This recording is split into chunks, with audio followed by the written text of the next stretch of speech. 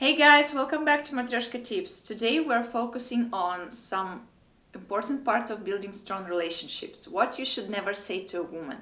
And it's not just about avoiding arguments, it's about understanding her perspective, showing respect, and strengthening your connection.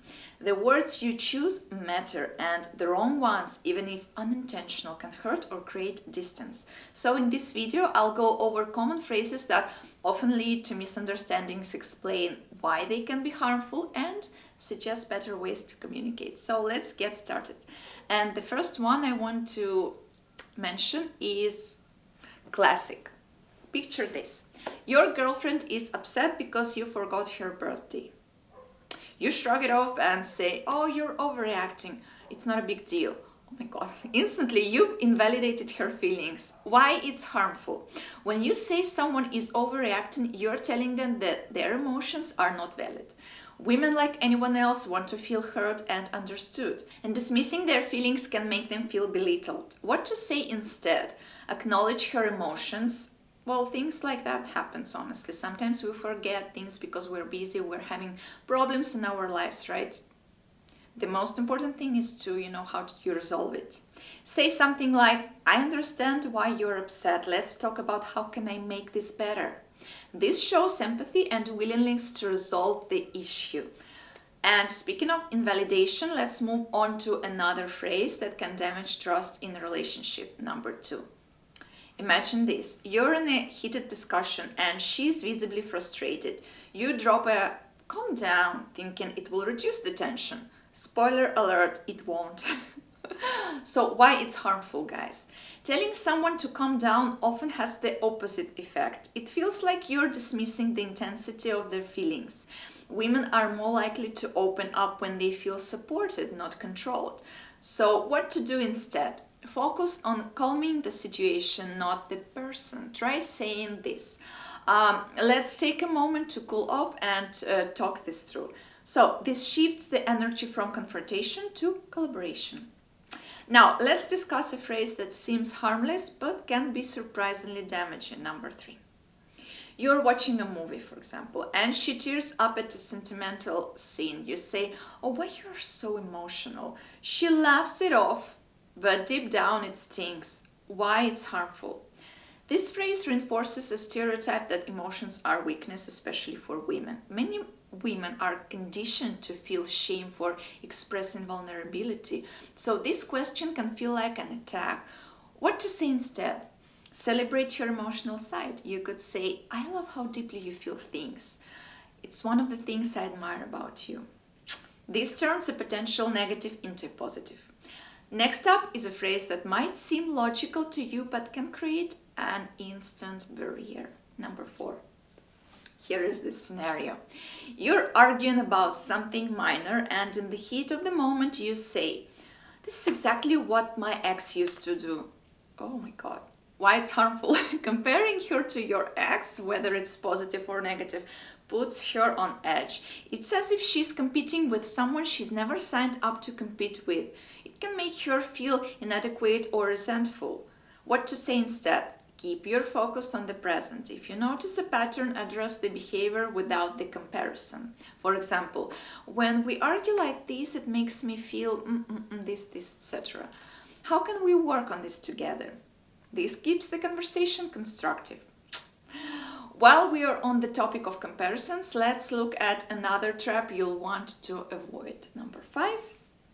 It's a casual morning again.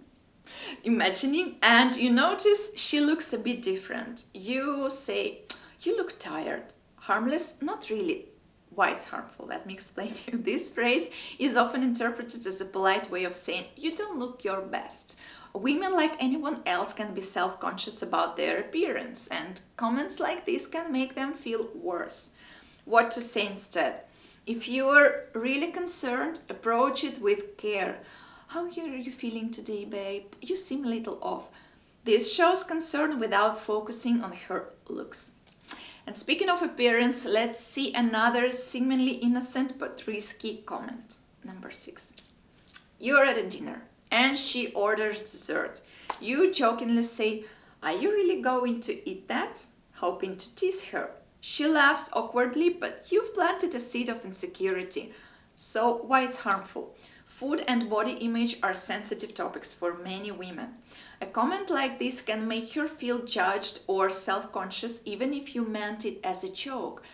So what to say instead? Encourage her to enjoy herself. Say, that looks amazing, want to share? This creates a positive moment instead of an awkward one. Now, let's shift from appearance to something even more personal, her ambitions.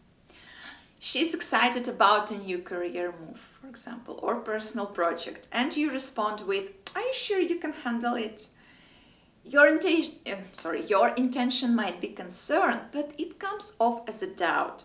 Why it's harmful? This phrase undermines her confidence. Women often face enough external challenges. The last thing they need is skepticism from their partner, right? So what to say instead? Express support and confidence in her abilities. Say, "I think you'll do great. How can I support you?" And this shows you're in her corner. And while encouragement is crucial, so is being mindful of how you approach delicate topics. So here comes the next one. Imagine you're sitting together and you casually comment, "Looks like you've gained some weight." Oh my God. You might think you're just making an observation, but this phrase can feel like a direct attack. Why it's harmful? Weight is a sensitive topic for many women, well, for all humans. And hearing this can trigger feelings of insecurity or embarrassment. Even if you didn't mean it critically, it's likely to come across as judgmental. For many women, their self-esteem is tied, at least partially, to how they feel about their appearance, and comments like this can have a lasting negative impact. What to say instead? If you are really concerned about her health, approach the topic with care and love. Focus on positive shared actions like, "I've been thinking about eating healthier, going for walks together. What do you think?" This turns the focus into mutual goals rather than singling her out. For example, you've noticed she hasn't been as active lately. Instead of commenting on her weight, invite her to do something fun, like trying a new activity together. "Hey, there is a yoga class I've been curious about. Want to try it with me?" This approach feels inclusive and supportive rather than critical. Now let's move to a phrase that can unintentionally alienate her. Number 9. You make a joke at her expense and she doesn't laugh. Instead of apologizing, you say, "Relax, it's just a joke." Why it's harmful, guys? Humor can be subjective, and if she feels hurt, dismissing her reaction makes things worse. It shifts the blame onto her for not finding it funny. What to do instead? If she seems hurt, apologize sincerely, saying, "I didn't mean to upset you, I will be more mindful next time." So it shows maturity and respect, and, well, a win-win for you. And speaking of respect, let's address a phrase that can erode it quickly. Number 10. She shares that comment or action bothered her, and you respond with, "You're too sensitive." Ouch. This phrase dismisses her experience and makes her feel misunderstood. Women, us, we appreciate partners who try to understand our perspective, not shut it down. Instead, validate the feelings of your couple. "I didn't realize that bothered you. Let's talk about it." This fosters open communication and trust.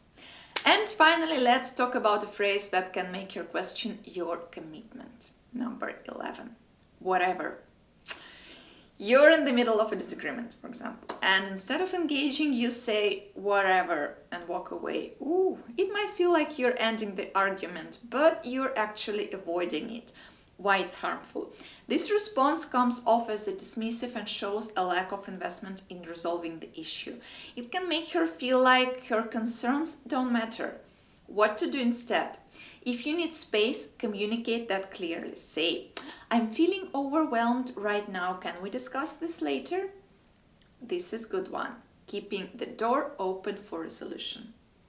So, avoiding these phrases is just one part of the puzzle, guys. Understanding her feelings and intentions will help you build a stronger connection. If you found this video helpful, don't forget to like, comment and subscribe to Matryoshka Tips.